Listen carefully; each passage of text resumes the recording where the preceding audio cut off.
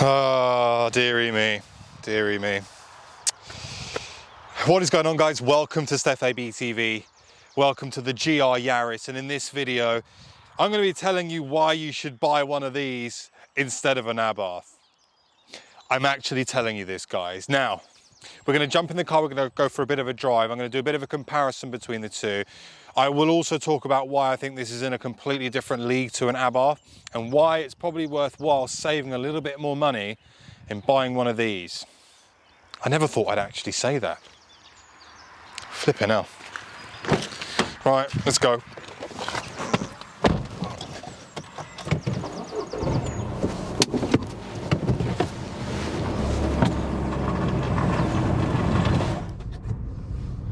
Now, I know what you're thinking. You're thinking, hang on a minute. How can you tell me that this car is better than Abarth? And this is for the Abarth purists more than anything. And for those of you who are new to my channel, I'm a big fan of Abarth cars. I love what they stand for. I love what they're about. I love the character, the soul they have. But my word, do I love this car? Do I love this car? So I guess the question is, so why would I buy one of these over an Abarth? I think there's a couple of things here for me. The first one, I've always said it, I said if you can get yourself a lightweight hot hatch with a four-wheel drive platform, it is a recipe for chaos when you're looking at tuning. This already, with its 1.6 litre 3-cylinder turbocharge, produces 257 bhp, 5.5 seconds to 62. That in itself is rapid for this car, but with a little basic tune, you can get over 300 horsepower. You get 305 horsepower with a Litchfield tune. That will put 100% of the power down because this has its three stages of kind of driving modes. You've got the normal mode, which is 60-40, track mode, which is 50-50, which is what I'm in now, and then you've got the kind of sport mode, which is 30-70, which that in itself is reason enough to buy this car, genuinely. Now, if you're an Abarth owner and you're just excited, you love the kind of character, the rawness, the soul, will you get that in this? Look, there's an element of what you won't get in this car. So the sound, for example, a good example is, look, if I drop it down into a bit here. So the sound is good, it's all right, it's not perfect. You know, you get better sound out of the Monza exhaust from an Abarth. But at the same time, you can get yourself a Miltech exhaust for this, which does give a bit more oomph.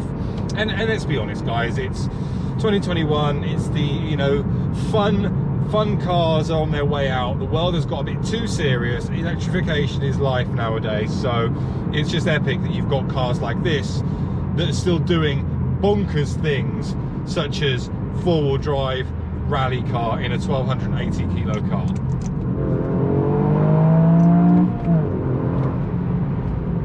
What about soul, character, and all that kind of stuff? The Abarth is very, very good at providing you fun factor when driving. It gives you barrels of character, and it does have some good kind of soul. And particularly if you looked at a Biposto, you get that element of rawness with the Biposto as well. Whereas with this car, I still think you get unbelievable character. Genuinely, I think this car has got bags of character. It is super, super fun. You get the same feeling that you have in an Abarth, for me anyway, where every time you kind of put your foot down, every time you throw this thing around corners, you're left smiling from ear to ear. This also has crazy pickup, so you do get that kind of that torque where it pushes you back into your seat, which adds to excitement. That's what you want. You get that in the Abarth as well. But for me, guys, this gives me so much more, and I'm sorry, I have to say it, and I'm not even ashamed to say it. You know, as a Abarth lover, I'm always true to that brand. I am very loyal to Abarth, but when someone turns up to the table and produces something that is better, I am not going to sit there and tell you porkies and say that the Abarth is still the best thing in the world, because right now it's not. This is so good, so good. However, there is a bit of a caveat here, because if you were to take, for example, an Abarth 695 70th Anniversario, which I guess top of the brand at the moment, they're going for around 30 grand, aren't they? So 29,900, you know, 30,000 is what you'd expect to pay for an Abarth 695. This specific car is £33,500 on the road.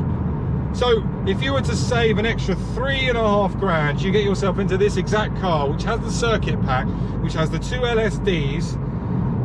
I just can't see a better value proposition, if I'm honest with you. I can't. And yes, there's a lot of hype about this car, and yes, I might be feeling some of that hype now, but I can guarantee you this is unbelievable. And I'm happy to put that on record. This is unbelievable. I love it, absolutely love it. Now the issue that Abarth have got and they've had over time is Abarth has not evolved. And I love the brand, I love what they do, I love their cars. But Abarth hasn't evolved, and as a result, the competition has just leapt leaps and bounds ahead. Mini, great example. Mini JCW is now, I mean, it's doing things that the Abarth should have done years ago. You know, it's giving you 230 horsepower. It's giving you amazing creature comforts. This, 3 cylinders, 257 bhp.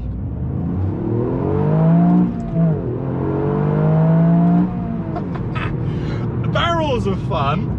A brilliant 6-speed manual gearbox, which by the way is phenomenal. It's so nice, it feels great. Oh man, it feels great. Bags of character, extreme fun factor. You know, it's just, oh, this is just something else. This is just something else. Yes, let's talk about the next, I guess. So look, and this is me saying, Abarth interior is nicer than this.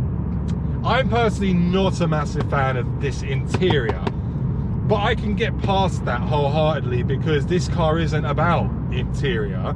This car is about the driving performance, and my word, the experience is flipping great.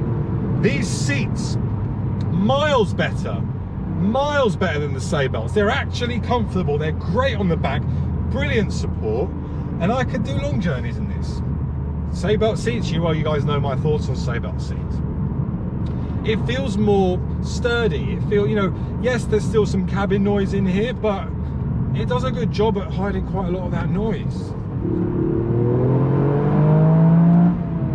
It has an analog dash. The Abarth 595s, 695s have obviously now got the TFT digital dash, which is fine. See, look guys, this is a really, I mean, I'd love to tell you it's a tough decision, because I know that some of you have asked me in the comment section of my review video, what do I prefer, this or the Abarth? I have to be honest with you, I prefer this every day of the week. I'm putting it out there, I would have one of these every day of the week.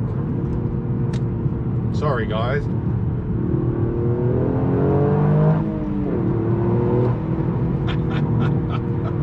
This is so cool.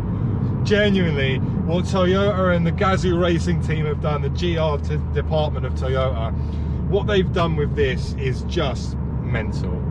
And don't forget, you know, you think of the difference here, yeah, from a new car. Even if you went, okay, if you went 595 comp, you're paying around 25, 26 grand. 9 grand more, you get so much more car. So much more car. And like I said at the start of the video, I need to be clear, because I don't necessarily think that this car really falls into that kind of category that the Abarth does. I think it's too far beyond that. I think this is kind of within the super mini class, because it's just too good. It's just too good. Does it have negatives? Of course it does. And if you want to know what those are, check out my review, because I talk about the negatives. But as a sole comparison between the Abarth 595 or the 695 and this is the car to buy. Genuinely, this is the car to buy. And you rev out to 7,000. I'm surprised at how quick this feels. It's so nippy. 0 to 62 in 5.5 seconds. That's a whole second and a half. That's a whole 1.3 or 1.4 seconds quicker than the Abarth 595. So yeah. Look, at the end of the day, guys, what I would suggest, if you're in a position where you're thinking, oh, I really love the Abarth, and you're thinking, oh, what about GR Yaris? I would drive this car. Drive it. It will blow your mind. It will blow you away. You will not be disappointed. I promise you. That's all I got to say. Anyway guys, please make sure to like this video. If you did enjoy it, make sure to subscribe for plenty more content. Make sure to check out my review on this car as well, that's on the channel. And I'll see you all very soon on the next video. See you later guys, bye bye.